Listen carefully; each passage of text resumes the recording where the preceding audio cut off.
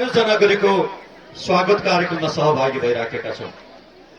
यो विशेष भएको छ आज यो कार्यक्रम कि सबभन्दा पहिला विगतमा जसरी एउटा आरोप, निकै दुःखद आरोप, निकै कारुणिक आरोप, निकै अपमानित बनाउने एउटा आरोप लागेको थियो यो देशका शिल्पी, यो देशका श्रमजीवी दलितहरूमाथि लागेको आरोपको अहिले खण्डन भएको छ कि यो जिल्लाका हाम्रा सिप र श्रमका धनी दलित समुदायको तर्फबाट 1,70,000 हामीलाई प्राप्त भएको छ।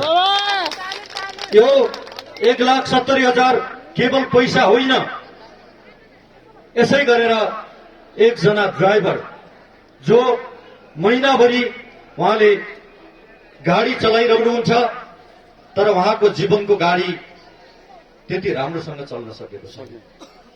धेरैलाई उहाँले गाडी चढाएर धेरैको यात्रा उहाँले पार गरिदिनु भएको छ, धेरैलाई गन्तव्यमा पुर्याउनु भएको छ, तर आफू गन्तव्यमा पुग्न सक्नु भएको छैन। उहाँ ड्राइभरले, हाम्रो खड्क बुढाथापाले 12,000 रुपियाँ मलाई दिनुभएको छ। यो 12 अरब रुपियाँ हो मेरो लागि। 12,000 होइन, यो 12 अरब भन्दा बढी रुपियाँ हो। 1,27,000 रुपियाँ होइन, 1,27,000 गुणहरू हो मेरो लागि। 1,27,000 गुण हो हाम्रो पार्टीको लागि, तारा चुनाव चिन्हको लागि। आज श्रमजीवीहरूले हामीलाई साथ दिएका छन्। आज श्रमजीवीहरूले, भ्रष्टहरूले, दलालहरूले कसैलाई साथ दिएका होलान्, तर जुम्लाको यो देशका श्रमिकहरू, गरिखानेहरू, जसले उपार्जन गरिदिएर, जसले श्रम बगाएर यो देशलाई पालेका छन्, यो देशको अस्तित्व रक्षा गरेका छन्, ती मानिसहरू आज ताराको पक्षमा छन्, नेपाली कम्युनिस्ट पार्टीको पक्षमा छन्। यो समर्थनले जुम्लामा 21 गतेको निर्वाचन केवल औपचारिकतामा मात्रै जुम्लाले पर्खिराखेको छ। तारा उदाइसकेको छ, ताराले विजय हासिल गरिसकेको छ। हो, म भन्न चाहन्छु, मैले देउडा गीतमा भने म सिम पार्टीको छोरो हुँ, म सिजाको छोरो हुँ, म जुम्लाको छोरो हुँ, म कर्णालीको छोरो हुँ, म यो देशको छोरो हुँ। अब म भन्न चाहन्छु, अब मिशन सिजा सुरु भइसक्यो। अब म भन्छु, तपाईले जिताएर पठाउनु भयो भने संसदमा तपाईको सिम पार्टीको छोराले, तपाईको जुम्लाको छोराले, सिजालको छोराले संसदमा बोल्नेछ।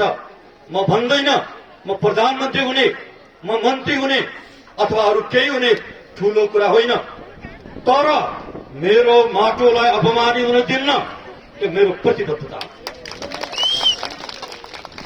मानिसहरूले भनिरहेका छन्, मैले सुने कि संसदमा गएर स्याल जस्तो हुन्छन् रे, अरू उम्मेद्वार गए स्याल जस्तो हुन्छन्।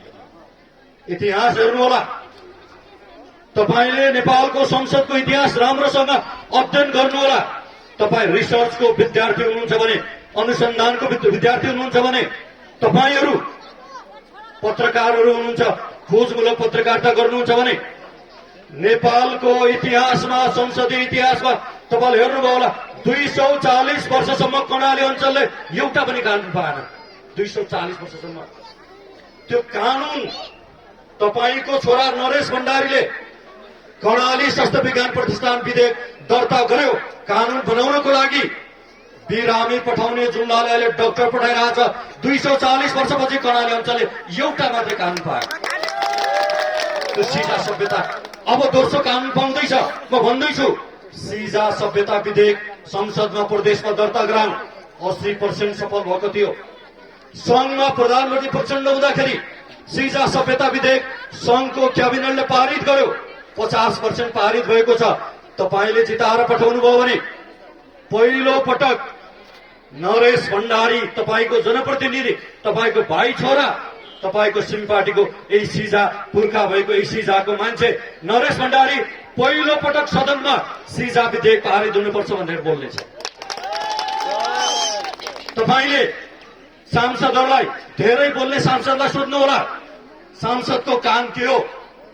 विधेयक बनाउने हो, नीति बनाउने हो, कानून बनाउने हो, संरचना बनाउने हो। त्यो नीति कानून र संरचना बनाउनको लागि नरेश भण्डारीले बढ्ता बोलेको छ कि अरू कसैले बोलेको छ हेर्नु होला। प्रदेश सभामा हेर्नु होला, दुईटा विधेयक नरेश भण्डारीको नाममा दर्ता छ, तपाईको छोराको भाइको दाइको नाममा दर्ता छ। आविष्कार विधेयक पनि दर्ता छ, हेर्नु होला। मैले मेरा भाइहरूको अनुहारमा, कर्णालीको मेरो दाइहरूको अनुहारमा मैले स्टेफन हकिङ देखेँ। 1000 पटकको प्रयत्नबाट सिमको आविष्कार गर्ने थोमस अल्वा एडिसन देखेँ। मैले अल्बर्ट आइन्स्टाइन सापेक्षतावादको सिद्धान्त प्रतिपादन गर्ने आइन्स्टाइन देखेँ र आविष्कार विधेयक कर्णाली प्रदेशमा दर्ता गराएको थिएँ, हेर्नु होला। म यो पवित्र सिजाबाट, यो मेरो पुर्खाको थलोबाट म अर्को घोषणा गर्छु, प्रदेशमा तिमीहरूलाई पास हुन दिएनौ। अब सिधै सिंह दरबारमा यो देशका युवाहरूलाई वैज्ञानिक बनाउनको लागि त्यो विधेयक दर्ता हुनेछ। म दर्ता गर्छु। म फेरि भन्छु तपाईँलाई अर्को कुरा, सिजाबाट अर्को कुरा म उद्घोष गर्दैछु। पर्वतीय विश्वविद्यालय विधेयक कर्णाली प्रदेशको क्याबिनेटले जुम्लामा स्थापना गर्ने भनेर पारित गर्यो। कर्णाली प्रदेशको संसदले सैद्धान्तिक सहमति दियो। कर्णाली प्रदेशको समितिले सिजा सभ्यता विधेयक, त्यो समितिमा को थिए र त्यो समिति बाहिर को थिए मलाई थाहा छ, उनीहरूले पास गर्न दिएनन्।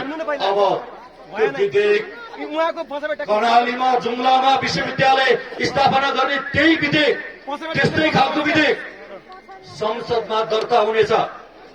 एकपटक फेरि शैक्षिक हब, स्वास्थ्य हब बनाउनको लागि हामी तयार हुनुपर्नेछ।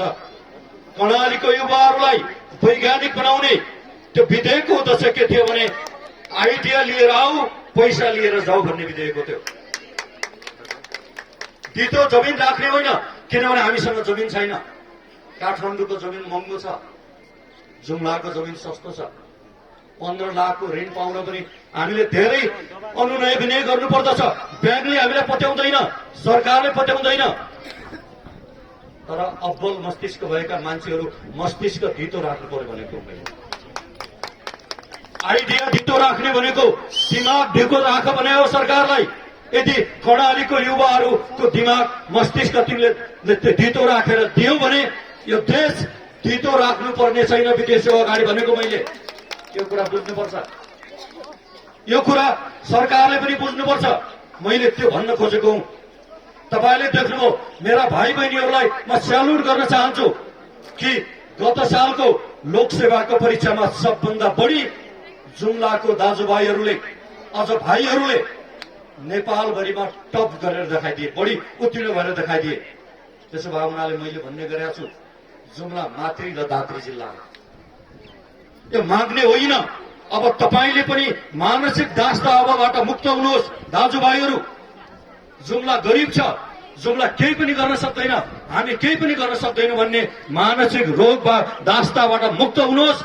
जुम्ला दिने जिल्ला हो, जुम्ला मातृ जिल्ला हो, किनभने भाषा दिने कहिले पनि माग्ने हुन सक्दैन। आमाले जसरी भाषा दिनुहुन्छ, आमा माग्ने हुन सक्नुहुन्न। जसरी तपाईले देख्नु भएको छ, यो देशलाई हामीले भाषा, सभ्यता र संस्कृति दियौं, त्यो आमा माग्ने हुन सक्नुहुन्न। आमाले छोरालाई भाषा सिकाउनुहुन्छ।